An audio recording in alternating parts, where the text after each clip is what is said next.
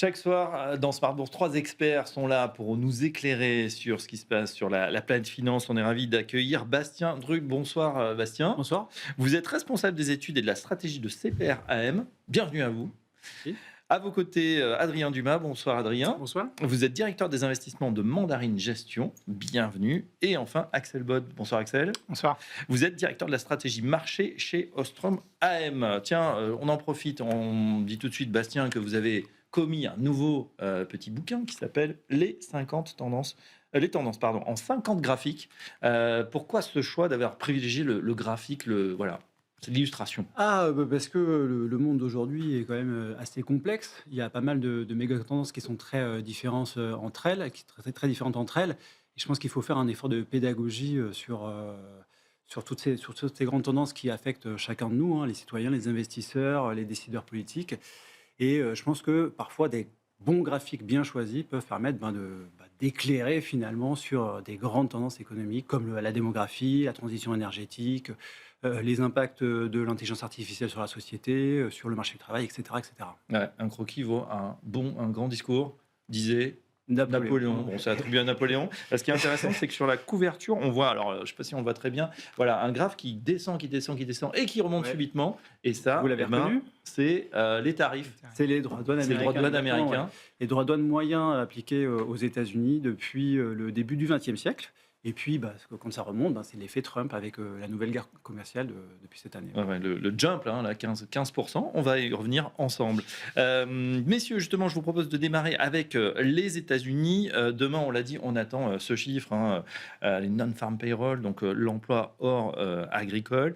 C'est 80% environ du PIB et c'est une mesure très importante, Adrien, parce que voilà, il y a des effets. On se dit, si l'économie est en train de ralentir à travers l'emploi, ça veut dire peut-être que la Fed va s'empresser d'appuyer sur le bouton de la baisse des taux.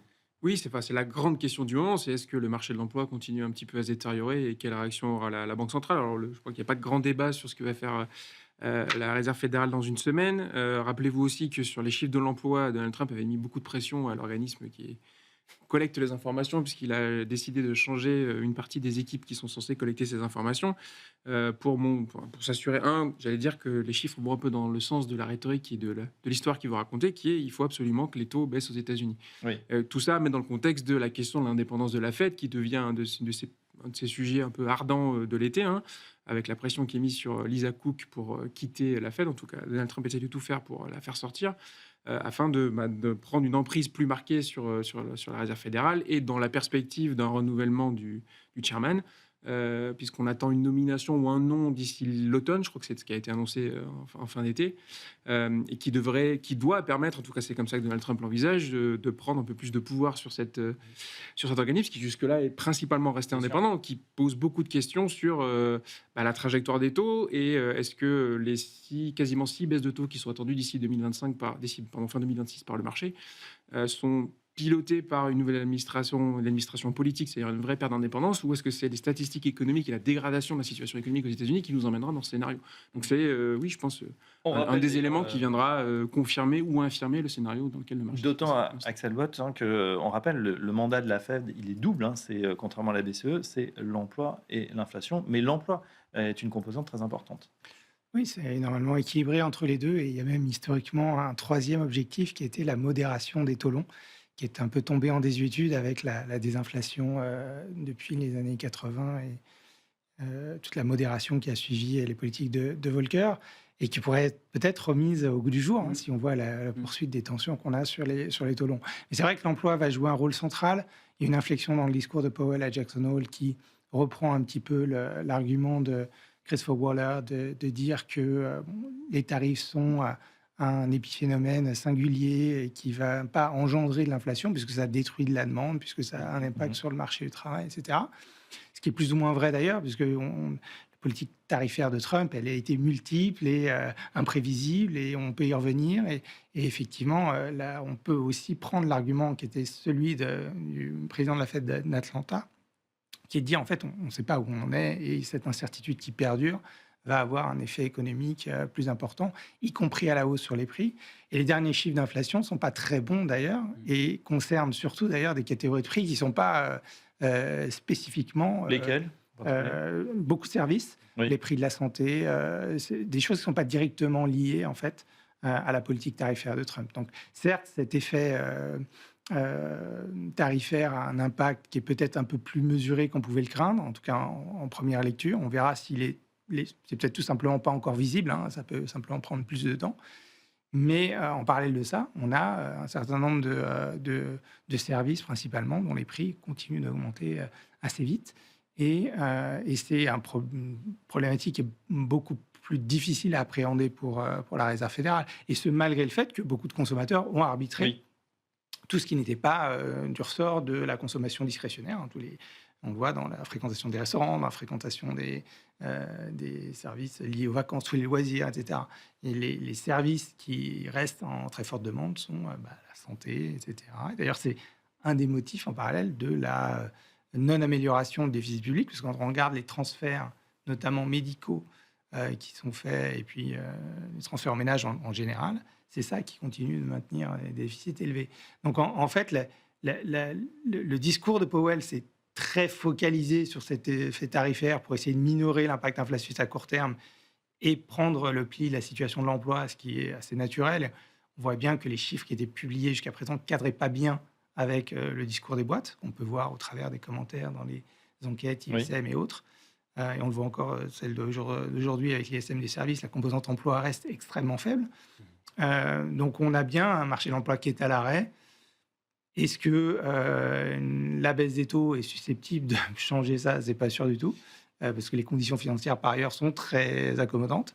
Mais bon, ils ont, je pense, un petit peu dû infléchir sous la pression de Trump le discours. Et ça peut être dramatique dans les prochains mois. On verra. L'enquête ADP aujourd'hui, elle montre que finalement moins d'emplois créés que prévu. Hein. En août, 54 000 contre 73 000 attendus. On a ce chiffre, je dis de mémoire, de 100 000 créations d'emplois. C'est ce qu'il faudrait pour l'économie américaine pour avoir un rythme de croisière supportable, on va dire. C'est-à-dire que la moitié de ça, c'est pas terrible. Non, je vais paraphraser un peu ce qu'on vient de dire. Le marché du travail est clairement à l'arrêt aux États-Unis. Les créations d'emplois, elles sont beaucoup plus faibles que ce qu'on pouvait voir il y a 6-9 mois. Je pense qu'on a quand même malgré tout un effet des droits de douane sur l'économie. Hein, quelque part, on voit que les dépenses de consommation ont quand même ralenti sur 2025 par rapport à la tendance assez forte de 2023 et 2024. Et effectivement, le rythme de création d'emplois, maintenant, il n'est plus forcément suffisant pour empêcher une hausse du taux de chômage. Quoi. Donc là, on a plutôt... Mais on est très bas sur le chômage aux États-Unis. On est à 4,2, donc à 4,24 même. Enfin, on peut aller chercher plus loin derrière la virgule. Mais je dirais pas, on est assez bas historiquement. On n'est pas vraiment sur les plus bas non plus. Les plus bas, c'est à peu près un point en dessous, à peu près un point de pourcentage en dessous. Mais bon, voilà, il n'y a rien de catastrophique sur le marché du travail américain, très clairement. D'accord. Et en même temps, s'il y avait des pressions, si ça continue à créer beaucoup d'emplois, on aurait peut-être des tensions aussi inflationnistes, une spirale prix-salaire. Là, on est loin. Là, c'est là-dessus que le discours de Jackson Hole de Jérôme Powell était intéressant, parce que il a bien acté ces révisions des créations d'emplois sur les mois précédents, donc une très faible dynamique de création d'emplois. Mais surtout, ce qu'il a dit à ce moment-là, et qu'il avait, je pense, pas dit avant, c'était que la hausse des prix, la hausse de l'inflation causée par les droits de douane serait un one-off, serait temporaire. C'est la première fois qu'il a dit, c'est notre scénario central, c'est notre base case. Vraiment, je pense que c'est vraiment la première fois qu'il l'a dit. Et notamment, il a dit, les effets seront assez peu permanents, justement parce que le marché du travail est assez peu tendu. Et c'est son nouveau narratif qu'il a déployé à ce moment-là à Jackson Hole, qui va lui permettre de dérouler des baisses de taux sur... Qui va lui permettre d'agir, mais pas forcément... on parlait tout à l'heure de 6 baisses de taux. On se dit si c'est temporaire et si en plus on a un marché de l'emploi qui baisse... Oui, mais ce qu'il faut voir, c'est que quelle sera la composition du FOMC dans un an. Franchement, j'en sais rien. Et je pense que personne ne le sait. Et justement, Trump est très insatisfait finalement du statu quo de la Fed depuis décembre dernier et qu'il a décidé de reprendre en main les choses. Donc le fondamental dont on est en train de parler, c'est-à-dire l'évolution du marché du travail, de l'inflation, c'est important, évidemment. Mais il y a aussi les pressions politiques. Et les pressions politiques, c'est aussi le changement des personnes au sein du board de la Fed. Est-ce que ça vous inquiète, cette dérive justement un peu autoritaire d'un président omnipotent, voilà, qui, on l'a vu, a décidé des tarifs. Bon, ça peut peut-être être remis en question par une Cour suprême, on verra. Mais là aussi, qui décide de s'arroger le pouvoir, finalement, de remettre en question l'indépendance de la Banque centrale. C'est quasiment le dernier pouvoir qu'il n'avait pas encore complètement, en fait. Quand on regarde froidement les choses, il a quasiment acquis à lui une partie, enfin, en tout cas, la Cour suprême est plutôt majoritairement républicaine. Il a le Congrès, et effectivement, il y a la Fed qui lui résistait. D'ailleurs, Jérôme Powell avait un peu cette posture de dernière résistance sur pas mal de sujets. Et donc, il a décidé effectivement d'attaquer la chose. Donc, la nomination de Stéphane Mirren pour quelqu'un qui est parti, dont on ne connaît toujours pas d'ailleurs les conditions ou pourquoi est-ce qu'il est parti. Oui. La pression qu'il mise sur Lisa Cook pour que, effectivement, ça bascule plutôt côté républicain. Et puis des candidats pour prendre le poste de chair. Donc il y en a 3 visiblement qui ont en tout cas la faveur des pronostics quand on regarde ce que disent les bookmakers américains. Donc les 2 Kevin et David Zarvos qui sont effectivement plutôt avec une vision très républicaine et surtout très proche de la plateforme MAGA pour les 2 Kevin. Et donc, oui, certainement une idée de prise de pouvoir aussi de cette entité. Oui, c'est inquiétant parce que quand on regarde ce qui s'est passé dans l'histoire, une perte d'indépendance d'une banque centrale, ça se passe rarement très bien après. Vous avez l'exemple de la banque centrale allemande après la Première Guerre mondiale, ce qui s'est traduit par une très forte accélération de l'inflation à la fin des années 20. Plus après tout ce qui s'est passé d'un point de vue politique. La même chose côté américain, juste à la fin de la Deuxième Guerre mondiale, qui amène aussi à la fin des années 40 une très forte accélération de l'inflation. Plus récemment, pour prendre l'exemple de la Turquie, où là, on connaît les chiffres d'hyperinflation et de difficultés économiques. Oui. Le seul endroit, finalement, où ça a été la connivence, on peut pas parler de perte d'indépendance, mais où la connivence a été économiquement plutôt efficace, c'est les Abenomics, mais avec une situation de départ en termes d'inflation et de taux qui ne sont pas du tout les mêmes que la situation américaine aujourd'hui. Donc oui, ça met de la défiance sur les actifs américains, ça je pense que c'est visible, la pression sur le dollar, les questions des taux longs qui commencent effectivement à monter. Et après, sur l'impact économique à moyen terme, ça pose effectivement beaucoup de questions. Axel Bott, sur cette question de l'indépendance remise en question par Donald Trump de la Fed. Oui, ça va très probablement changer la fonction de réaction de la Fed en mettant une primauté sur la création d'emplois au détriment de l'inflation. Donc on aura une politique assez dangereuse et si on perd la crédibilité du dollar, ça peut avoir des bouleversements beaucoup plus importants sur le plan de l'économie mondiale. Ça va accélérer le mouvement de dédollarisation qu'on commence déjà à observer. Anecdotiquement, peut-être, mais quand on voit que le Kenya swap sa dette en dollars, en yuan, c'est quand même un changement assez important sur quelle peut être la monnaie dominante dans les années à venir. Ce changement est C'est vrai, c'est un évidemment des très signaux progressif. faibles, mais en même temps, on voit le billet vert qui flanche contre toutes les autres devises. Exactement. Après, c'était aussi C'est plus- Bastien Drut, ce qui avait annoncé Donald Trump. Il voulait que le billet vert baisse. Bon, il a réussi là aussi son coup. Moi, j'ai jamais compris ce qu'il voulait sur le dollar. Non, mais effectivement, ce dont a besoin l'économie américaine pour résorber le déficit commercial, c'est d'un dollar plus faible, quoi. C'est très clairement, c'est de ça dont ils ont besoin. Maintenant, je ne sais pas exactement ce qu'ils cherchent. En termes d'appréciation ou de dépréciation du dollar, c'est pas clair, très franchement. Mais ce qu'on peut voir, c'est effectivement ce mouvement de dédollarisation qui est là, avec un certain nombre de signaux faibles. Donc on parle du Kenya, et je suis complètement d'accord que ce genre de signaux est tout à fait intéressant et pertinent. En revanche, changement de monnaie dominante, à court terme, je ne pense pas, et même à moyen terme, je ne pense pas, parce qu'il n'y a pas de candidat sérieux pour remplacer le dollar. L'euro, c'est trop petit, la zone euro, c'est trop petit. Le yuan, c'est pas assez libre, c'est pas assez. La cotation de marché n'est pas assez forte, c'est pas assez facile pour les entreprises occidentales d'emprunter en yuan. Donc voilà, dédollarisation, c'est clair, mais du jour au lendemain que le dollar perd son statut de monnaie dominante, ça, c'est je pense, pas probable, quoi. Très bien. Justement, on reste un petit peu sur les taux, mais on va repasser du côté français, ce qui nous occupe en ce moment, avec cette annonce choc, ce coup de poker. Certains parlent d'une roulette russe avec un barillet rempli à 6 balles. Mais en tout cas, voilà ce qui a été décidé par François Bayrou. On attend évidemment, là je parlais tout à l'heure du même chiffre que pour Jérôme Powell, peut-être à plus de 90% la chute du gouvernement Bayrou. Est-ce que ça se traduit sur les taux ? On a vu qu'il y avait quand même une certaine effervescence. Les actions, en tout cas, avaient été à la peine la semaine dernière, avec une baisse de 3,5%. Alors, est-ce que les investisseurs veulent encore de la dette? Il y a eu une adjudication ce matin et on voit que l'Agence France Trésor a publié les chiffres. Il y avait une adjudication de 7,3 milliards d'euros à 10 ans qui a été sursouscrite, puisqu'on est à 15,8 milliards demandés. Alors, c'est pas mal, c'est moins qu'en août. Mais c'est quand même pas mal. Et puis il y en avait une autre, 1,8 milliard d'euros à 30 ans, voilà ce qui était proposé aux investisseurs. Et là aussi, ça a été sursouscrit près de 3 fois, 2,66 fois également. Axel Bott, est-ce que on est inquiet sur notre dette avec un pays voilà, de l'extérieur ingouvernable, même quand on est à l'intérieur, c'est compliqué, des réformes qui ne se font pas, un passager clandestin pour certains dans l'Europe qui a profité justement du bouclier de la zone euro, mais une économie quand même qui est à 3 000 milliards, même si la dette est un petit peu plus importante, et à qui on fait quand même confiance si on envoie ces derniers chiffres. Effectivement, on fait encore confiance à la capacité de la France à s'endetter. L'accès marché est primordial. Aujourd'hui, on a souvent cette discussion sur le niveau des taux. À ce niveau de dette, ce n'est pas tellement le niveau des taux qui est important, mais plutôt de maintenir l'accès marché, sa base d'investisseurs. Parce que vous êtes avec une dette aussi importante, 115 points de PIB, 3 300 milliards. Même avec un déficit nul, vous venez régulièrement sur les marchés, ne serait-ce que pour rouler l'existant. Une dette qu'on doit rouler, et on en a pour encore plus de 300 milliards l'an prochain. Oui, c'est ça, c'est à peu près le programme d'émission, à peu près de cet ordre-là. Donc la bonne fluidité des marchés, c'est quelque chose qui est primordial à ce stade.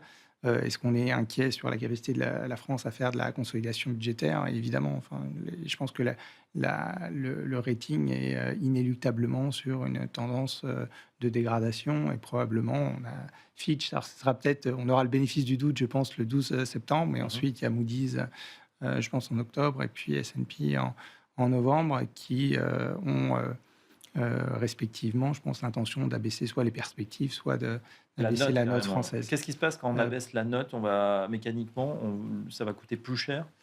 En général, ça coûte un peu plus cher, mais les marchés traitent déjà l'OAT comme une notation simple A. Donc, le jour de le coup près, quelque part, n'a pas forcément une incidence aussi forte qu'on peut le craindre. Aujourd'hui, on a des spreads qui sont significatifs, de l'ordre de 80 points de base à 10 ans, sur un boom qui, en plus, s'est tendu. Et quand on se compare au swap, c'est même encore un petit peu plus. Et c'est encore pire sur le long, où on a des taux à 30 ans qu'on n'a pas vus depuis 2011, autour de 4,5%. Donc, là aussi, les 3 fois sursouscrits, ça se fait aussi dans un contexte où les taux longs sont très largement tendus.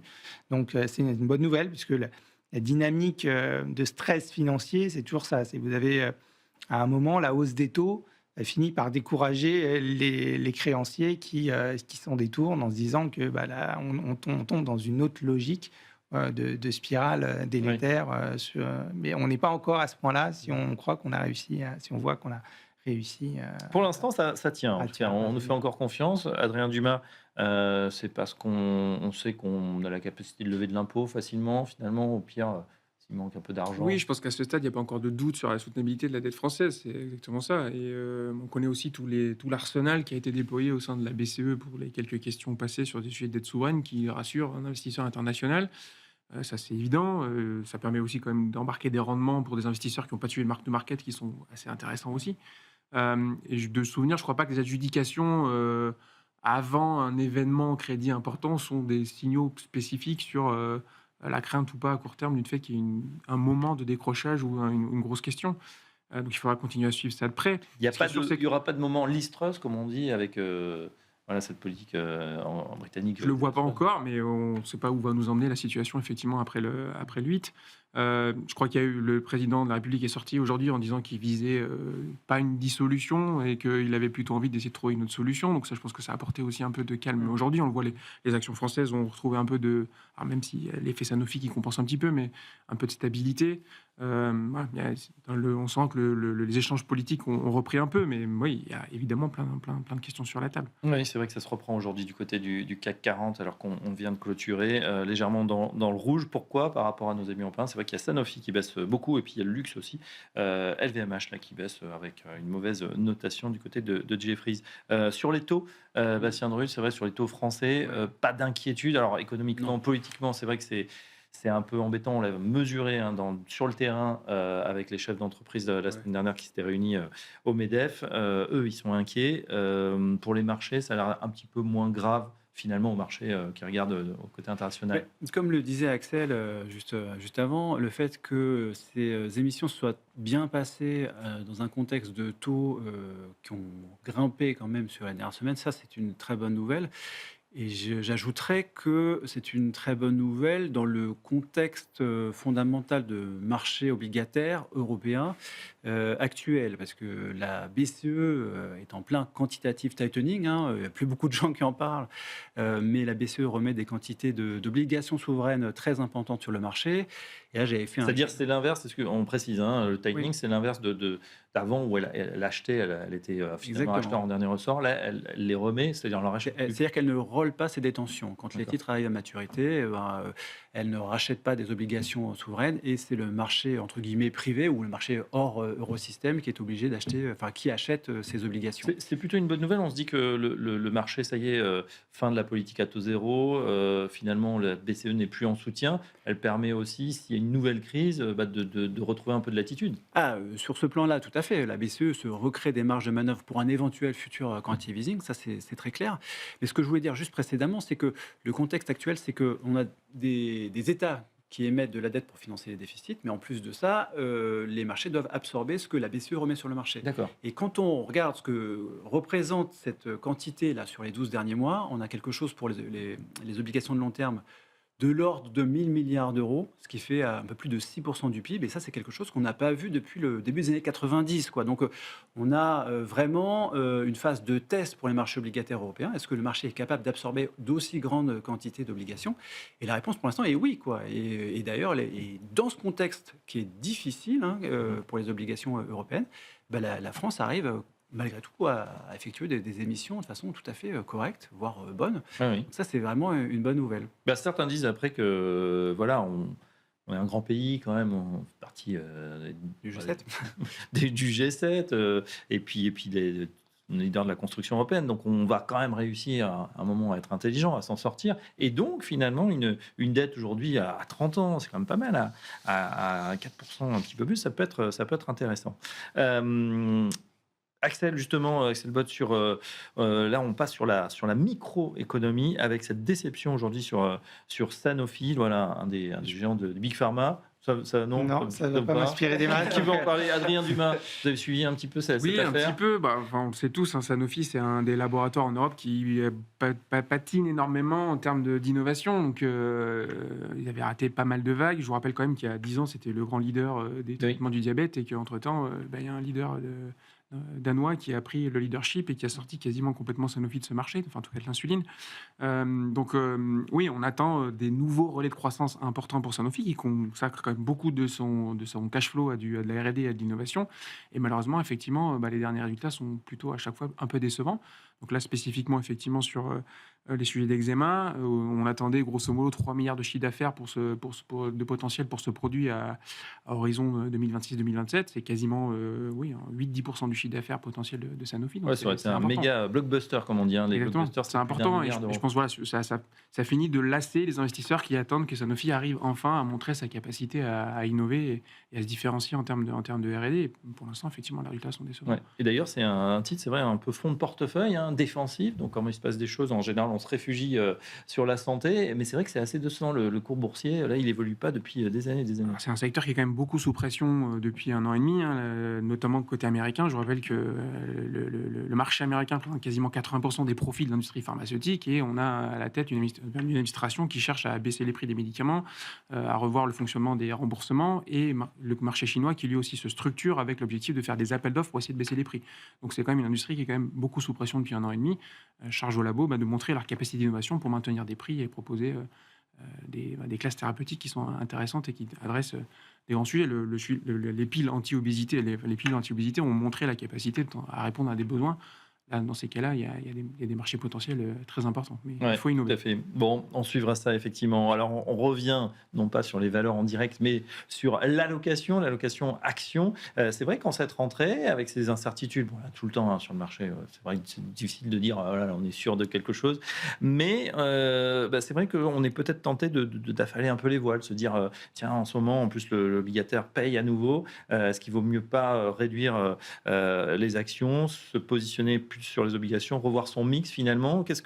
Comment vous regardez ça? Vous qui êtes directeur de la stratégie marché chez Ostrom AM Axel Bott. Ouais, effectivement, on a quand même une belle année, hein, sur les actions jusqu'à présent. Il y a probablement des profits à prendre. On l'a vu sur les bancaires, par exemple, peut-être au bénéfice de la crise politique en France. Il y a eu des dégagements. Il y a probablement des profits à prendre sur les actions. Sur les taux, on a effectivement les tensions sur les taux sur lesquels on peut se repositionner. On rentre aussi dans une période de statu quo de la BCE avec peut-être encore un pied un peu baissier éventuel, hein. Et je pense que la baisse qu'on a longtemps attendue, supplémentaire à partir peut-être vers 1,75, peut-être qu'elle sera reportée, peut-être qu'elle n'arrivera pas. Mais on sait qu'on est vers une période de quasi-certitude sur ce que va nous donner le cash pendant quelques temps. Donc ça donne un peu de visibilité sur à la fois la pente de la courbe Oui, et des niveaux de rendement qu'on peut marquer qui peuvent être assez élevés. On parlait des 4,5 sur l'OAT à 30 ans. Évidemment, ça peut être sujet à de la volatilité, mais c'est quand même des niveaux. Je ne suis pas sûr qu'à 30 ans, la bourse fasse 4,5 dans les 30 prochaines années. Donc, ça devient des arbitrages qui peuvent être intéressants. On aime toujours le crédit.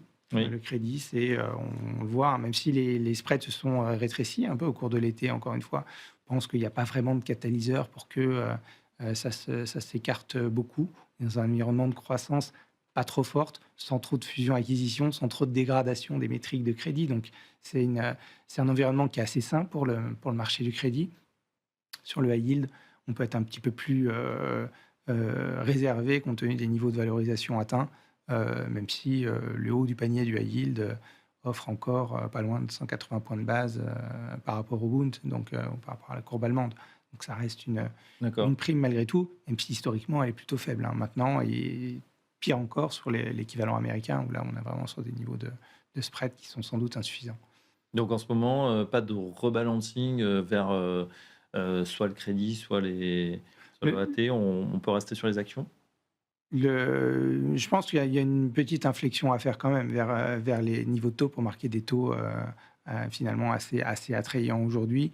On sait qu'on a peut-être des échéances. On ne va pas parler du budget britannique, mais ça peut être aussi aux alentours du mois de novembre un catalyseur pour une nouvelle phase de stress sur les taux, mais aussi sur les actions si jamais ça se passe mal. Oui. Donc voilà, il y aura des opportunités sur les taux, c'est sûr. C'est vrai que voilà, on se désole un petit peu de notre situation, mais ailleurs, c'est pas beaucoup mieux. C'est compliqué aussi, en tout cas dans les grandes démocraties. Bastien Drut, sur cette allocation chez CPRM, comment on voit la situation là pour cette fin d'année? Ben, là, on peut parler, on croit au moins en tactique à un peu de rotation sectorielle, parce que l'essentiel du mouvement a été fait cet été sur les actions américaines sur la tech, en gros, enfin sur les méga caps, quoi, grosso Oui. modo. Le S&P 500 fait un peu plus de 4%, mais les Magnificent Seven font 8% et le reste du marché fait 2,5%, quoi. Donc on a vraiment un différentiel de performance qui est important. Maintenant, ce qui peut être intéressant dans une phase où justement les taux de la Fed vont baisser, ça peut être aussi intéressant de se repositionner sur le reste du marché, au moins pour un temps. Combien de temps, on ne sait pas, parce que de toute façon, on ne peut pas cracher sur les profits des méga caps, hein, qui sont extraordinaires. Donc ça, à court terme, voilà, ça fait partie des choses qu'on aime bien faire. Ces profits des méga caps, alors quand on est investisseur européen, c'est quand même tempéré parce que comme on en parlait en début d'émission, cette baisse du billet vert, si on regarde en euros, la hausse elle est moins sensible. Oui et non. Sur l'été, l'euro-dollar a fait quasiment rien. Donc c'est vrai qu'on a eu une forte dépréciation du dollar sur les 6 premiers mois de l'année, et sur juillet et août, pas grand-chose en fait en réalité sur l'évolution du dollar. Donc en fait, les méga caps pour des Européens, les méga caps américaines pour des Européens auraient été intéressantes cet été. Donc il y a ça, il y a aussi le fait que dans la perspective du desserrement monétaire de la Fed, les small small cap apportent des performances qui sont tout à fait intéressantes. On l'a déjà vu cet été, hein, le Russell 2000 a fait, une fois n'est pas coutume, mieux que le Nasdaq. Oui. Donc ça, c'est assez spectaculaire. Et on pense qu'il peut y avoir encore un petit peu à jouer là-dessus. Et puis sinon, d'un point de vue géographique, il y a la Chine, quoi. Paradoxalement, et les chiffres sont mauvais.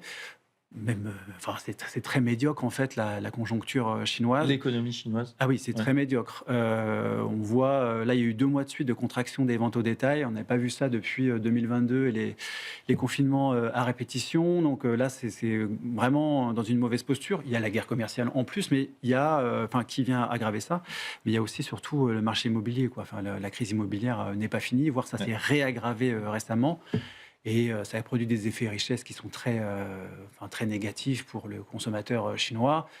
Juste depuis le pic des prix immobiliers en Chine, les prix ont baissé dans l'ancien de 17%. Enfin, après, chacun a sa façon de calculer les chiffres chinois, mais bon, voilà. Mais on a quand même une baisse. On fait confiance, mais c'est vrai que c'est compliqué. On à a quand même vérifier. une baisse qui est très significative des prix immobiliers qui pèse et qui va continuer à peser sur le consommateur chinois. Et donc, ça induit ce qui s'était passé, je crois, il y a 18 mois, des annonces au compte-gouttes, un peu, pas forcément tous les jours, mais des annonces, des choses que le gouvernement pourrait faire. Donc, on ne sait jamais si ça a été décidé, si ça sera effectué par la suite, etc., s'il tâte le terrain. Mais cette accumulation fait penser que on va vers davantage de stimulus, et je pense que ça, c'est en partie ce qui fait monter le marché chinois, quoi. Donc, ça fait partie Ça des et choses la qu'on tech joue. chinoise aussi qui Oui, tout à tire son fait, épingle ouais. du jeu. Ouais, ouais. Alors, je ne sais pas si c'est grâce à DeepSeek, mais en tout cas, il y a eu un regain d'intérêt. Après, ça avait été vraiment très torpillé ces dernières années. Là, on a un retour des flux peut-être un petit peu sur la tech chinoise. Très bien. Chez Mandarin Gestion, comment on voit la suite du programme? Est-ce qu'on a revu son allocation pour cette rentrée 2025? Moi, je partage les propos qui ont été déjà bien explicités. On a effectivement pris un peu de profit sur les actions européennes, considérant que beaucoup de choses avaient été quand même les catalyseurs qu'on avait identifiés en début d'année. Beaucoup d'entre eux en fait se sont matérialisés, hein. Le plan allemand qui a quand même, je pense, redonné un vrai attrait aux actions européennes pour les investisseurs étrangers. L'impression de meilleure stabilité politique en fait en Europe et du coup monétaire que ce qu'on a vu aux États-Unis. Donc il y avait un attrait quand même particulier pour l'Europe. On trouve aujourd'hui que ça a quand même été bien joué. Donc attention aussi aux valeurs domestiques parce que les petites capitalisations qui ont beaucoup profité de ce moment où on se disait on ne veut surtout pas aller chercher des valeurs exportatrices, il y a la dévaluation du dollar, ça va être compliqué. Alors on a un petit renversement quand même de situation en se disant que finalement les valeurs domestiques sont peut-être sous pression si le suivi budgétaire vient vraiment sur la table et pose question sur la dynamique de croissance économique de certains pays. On est très à l'aise sur le crédit, effectivement, avec des rendements embarqués encore à long qui sont très, très appréciables. Vraiment des entreprises qui sont effectivement en bonne santé, donc il n'y a pas de raison effectivement qu'on ait subitement des gros écartements de spread. Sur la partie obligataire, vraiment dynamique et agile, effectivement, parce qu'il y a certainement beaucoup plus de volatilité, donc plutôt des produits qui ont une capacité de couverture et d'adaptation en fonction du contexte. Et puis sur les actions, d'un point de vue géographique, oui, on a beaucoup regardé la Chine. C'est effectivement un marché qui a pris plus de 10% cet été. Avec, c'est la meilleure performance, je crois. oui, avec une participation du retail, hein, ce qui est nouveau. C'est-à-dire qu'en fait, on a un peu un there is no alternative sur le marché chinois. C'est-à-dire qu'effectivement, l'immobilier ne rapporte plus, en tout cas ne progresse plus. Oui, puis on peut dire les Chinois qui étaient très immobiliers jusque-là. Hein, et c'est vrai, culturellement, il faut avoir, je crois, un appartement et une voiture si vous voulez vous marier. Exactement. Donc, culturellement, il fallait avoir de l'immobilier. Il y en a qui avaient beaucoup investi. Là, ils se sont un peu brûlés les ailes. Il y a des montants d'épargne qui sont quand même toujours significatifs. Les réformes sur le système de santé fait que les Chinois ont de plus en plus confiance et la capacité un peu plus à consommer. Et donc, il y a une évolution progressive à la bourse. Alors, en plus, il y a des 401K, l'équivalent de 401K qui sont en train d'être déployés dans les entreprises chinoises pour que les particuliers et les employés investissent dans la bourse. Donc, clairement, on voit des flux. C'était 60% quasiment de participation pendant l'été. Donc, c'est pas neutre. Et effectivement, il y a quelques mesures qui viennent en plus se rajouter à ça. On a beaucoup parlé depuis le début de la semaine des anti-involution. Donc, l'idée d'essayer de réglementer un petit peu ces secteurs où l'intensité concurrentielle est très forte et donc a tendance à mettre sous pression la rentabilité des entreprises pour essayer de discipliner un petit peu ces secteurs sur lesquels il y a eu un peu de surcapacité et donc des performances opérationnelles et financières un peu sous pression. Donc il y a certainement des choses effectivement intéressantes à regarder et effectivement le retour en avant de la tech chinoise depuis DeepSeek, qui se confirme depuis, c'est-à-dire qu'on continue à être surpris par la capacité d'innovation de tout l'écosystème autour des puces et de la capacité d'intelligence artificielle de la Chine. Donc il y a certainement là un terreau de valeur assez intéressant. Ouais. Et Pas dans les pays d'équivalent à Nvidia encore, mais non, parce qu'ils ne sont pas dans l'infrastructure, ils sont plutôt dans l'utilisation de l'infrastructure pour ensuite développer des choses. Alors, même si Alibaba a annoncé en début de semaine une puce, alors plutôt pour ce qu'on appelle l'inférence, donc faire tourner des modèles d'intelligence artificielle qui seraient assez compétitifs par rapport à ce que les Américains sont capables de produire. Mais ils sont en train, effectivement, de développer leur propre Ouais. industrie. Ils y sont prêts, ils sentent bien d'ailleurs, l'administration américaine essaye de bloquer l'accès des Chinois aux nouvelles technologies américaines, donc ils sont obligés de réfléchir à la Et sur réglementation. la TQS, mais on va en parler dans quelques minutes sur Smart Bourse dans le dernier quart d'heure. C'est vrai qu'on a un moment peut-être d'inflexion. On se dit, tiens, il y a eu vraiment des tombereaux de milliards qui ont été investis, notamment par les GAFAM, hein, qui veulent surtout pas être le dernier à investir et à innover. Et pourtant, on a l'impression que c'est en train de faire pchit. Je crois qu'il y a une étude qui est sortie qui montrait que dans 90% des cas, sur des cas réels, ça n'a pas forcément apporté une grande valeur ajoutée. Est-ce qu'il n'y a pas une espèce de bulle là, ou est-ce qu'on n'est pas en train de réfléchir à ça, Axel Bott? On est dans, je pense, dans une bulle où de toute façon la croissance hyperbolique ne peut pas tenir indéfiniment. Pour donner un seul chiffre, les dépenses de structure sur les data centers en 2021, c'était 10 milliards. En ce moment, on est sur un rythme de 40 milliards. Donc ces dépenses-là ont quadruplé. Ça a un petit peu masqué d'ailleurs la faiblesse de l'économie au T1. L'économie américaine, c'est un peu un champ de mine avec quelque chose qui fonctionne à marche forcée, qui est l'investissement lié à l'IA. On le voit dans les commandes de biens technologiques, on le voit dans ces structures de data center qui se développent immanquablement. Peut-être qu'on aura un problème de surcapacité et un gros problème de rentabilité de tous ces investissements qui sont colossaux. Et c'est très consanguin en plus. C'est-à-dire que quand on regarde les revenus d'NVIDIA, c'est pour 40% lié à 5 des 6 autres assets magnifiques.